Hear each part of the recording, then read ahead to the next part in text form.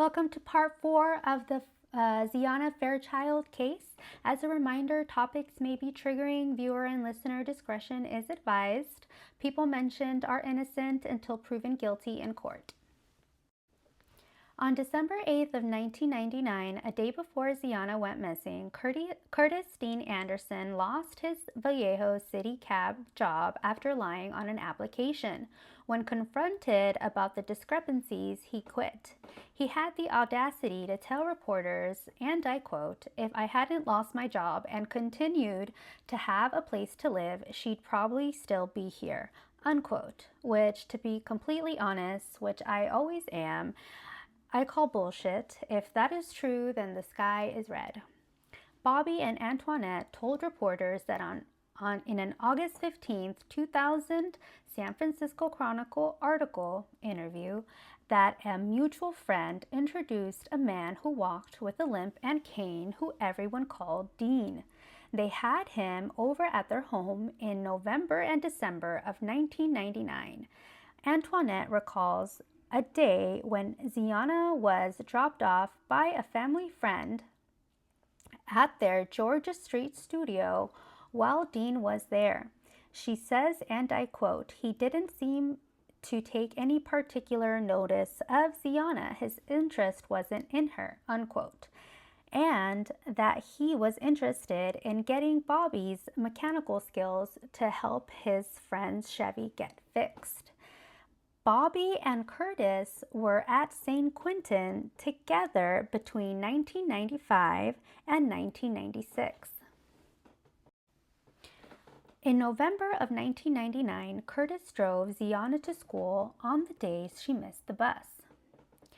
On December 6th of 1999, a woman who knew Xiana saw her talking to a man in a tan car in the area she would walk to school. 3 days before Xiana disappeared, a witness who also personally knew Xiana saw Curtis Dean Anderson talking to her. On the morning of Xiana's disappearance on December 9th of 1999, 2 witnesses saw Xiana talking to Curtis Dean in his tan 1984 Oldsmobile Forenza at a Vallejo gas station located on the same street where Xiana lived. This real-life cucuy kidnapped Xiana Fairchild on December 9, 1999. He probably would not have been caught if it was not for the miraculous escape of Mitzi Sanchez. On December 18, 1999, Antoinette sees Dean at Xiana's volunteer center offering his help to find her. In early 2004, Curtis Dean told investigators that he kidnapped Xiana, held her for weeks, and had videotaped her. He confessed to her brother and cellmates of kidnapping and killing Xiana. They claimed not to believe him because he had the tendency of telling lies. From October 2000 to January 2001, after Xiana's skull was found along Highway 17, Curtis called Stephanie and demanded money from her to keep Xiana alive, $75 a week to keep her alive. She would not give him anything until he showed her proof that she was still alive, which he never did. He once sent her a letter saying, and I quote, "I like that button-up black sweater you wore Saturday. Wear it on Wednesday and put your hair up," unquote. He also told her that he told Xiana he was going to take her to Disneyland to get her into the car, and she did, kept her for 2 weeks, and then gave her away. Around the time they found Xiana's skull, he told reporters that his first kidnap, rape, and murder happened in 1984 and had done it a dozen times. It ended up being Xiana's skull, and they found it 20 miles away from the mobile home park where he was arrested after Mitzi Sanchez escaped from his wrath.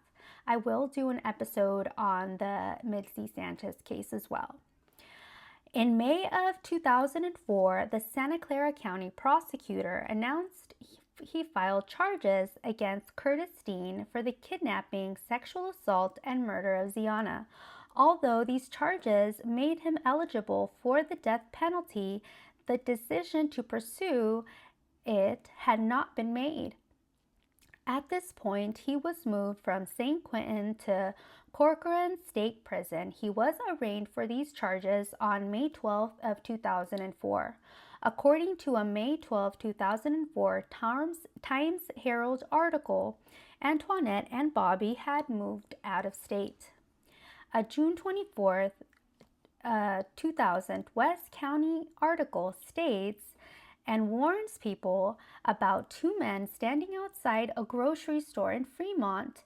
Others reports fake people going door to door asking for donations to raise money in Xiana's case and keeping the money for themselves.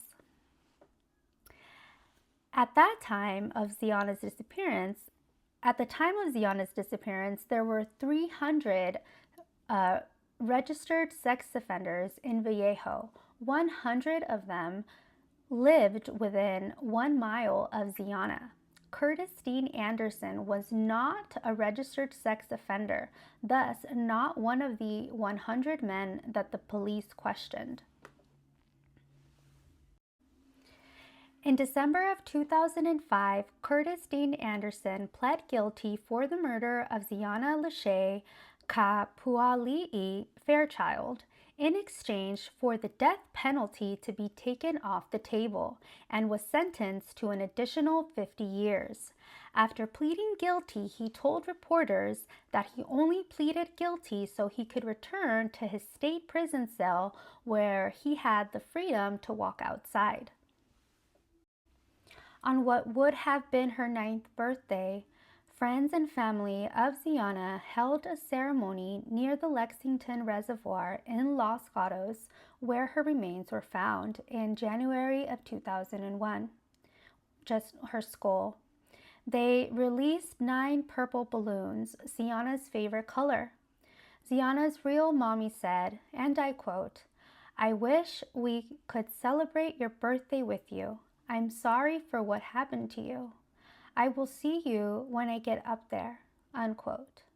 She added that, and I quote, "Every time he would drive up and down these hills when he lived nearby, he knew he had left her body here," unquote. We reached the end of today's episode. Thank you so much for coming down the rabbit hole where I currently live.